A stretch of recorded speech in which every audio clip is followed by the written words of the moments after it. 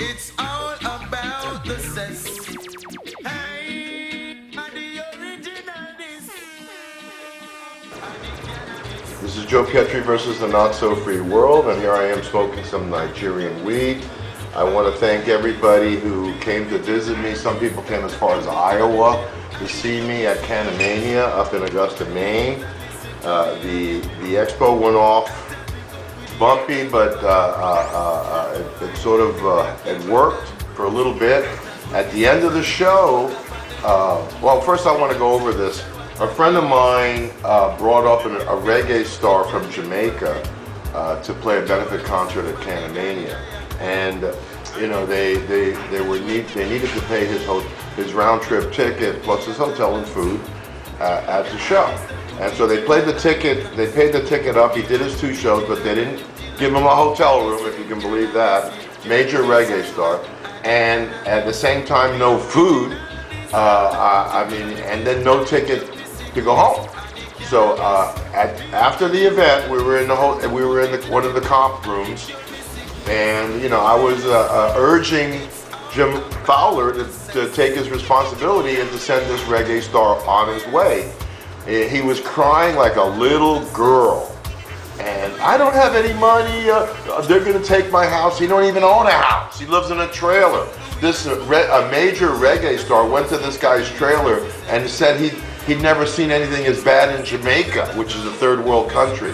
This guy Fowler was there for 3 days. He didn't take a bath. He was in the same clothes, filthy, yelling at people. People just wanted to knock him out. The security people at the event wanted to take him out back.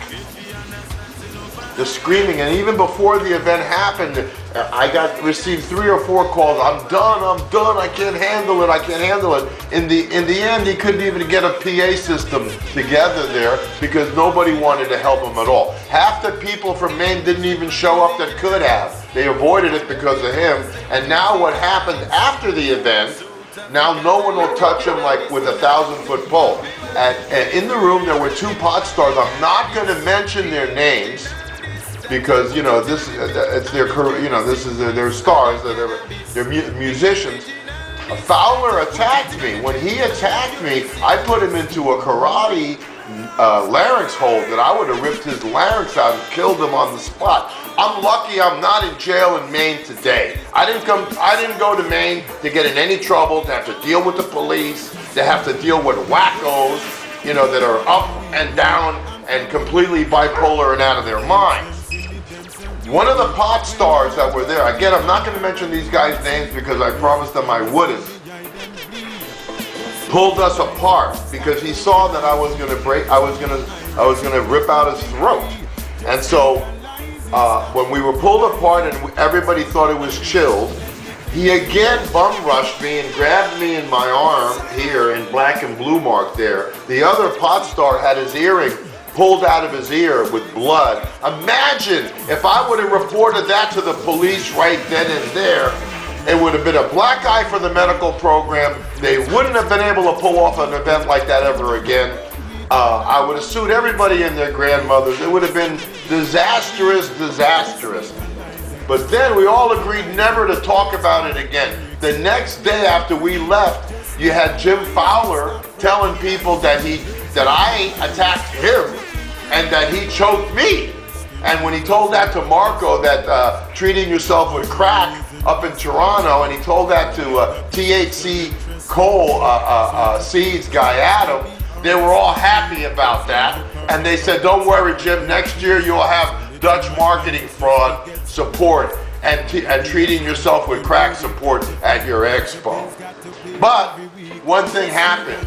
It got reported to the convention center, and it did get reported to the hotel, and it did get reported to the investors of the event, who will no longer have anything to do with Jim Fowler, and the expo will never let him hold an event there, and the hotel, because the way they trash the hotels, the hotel rooms, will never let him be there again.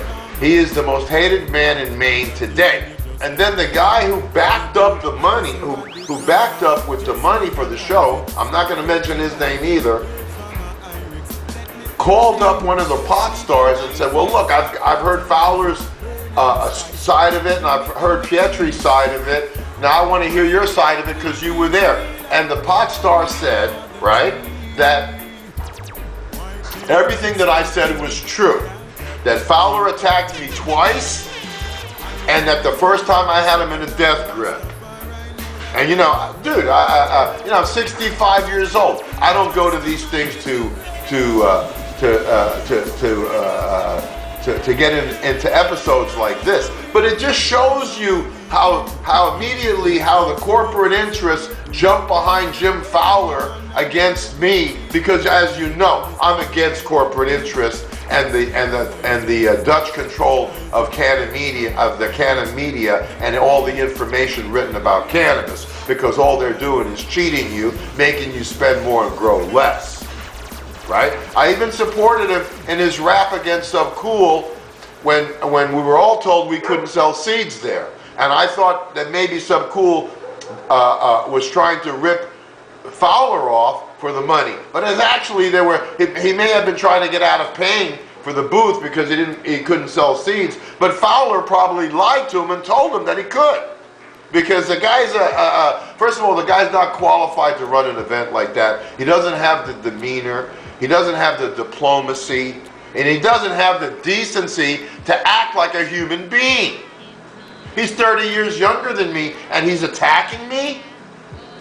You know, because I want him to pay for a ticket for a reggae star that he brought up from Jamaica, who was generous enough to play a free concert, a benefit concert for the people of Maine?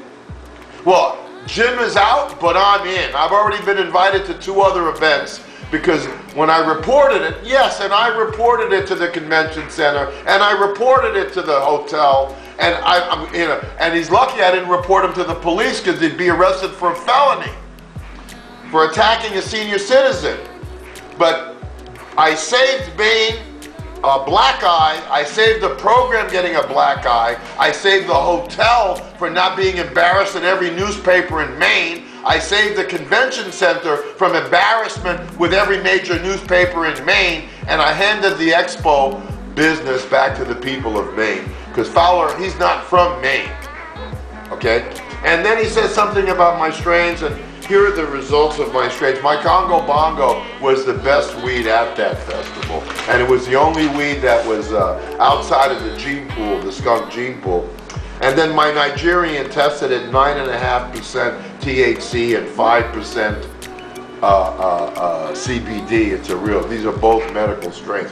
So I don't know what the hell he's talking about. Fowler doesn't know anything about cannabis. He doesn't know anything about growing. He doesn't know anything about making hash. I gave him an O'Keefe machine for one of the booths, and now he's going around acting like he's a king of hash and showing it how it's so much better than everything else. Which is good, because it is better than everything else.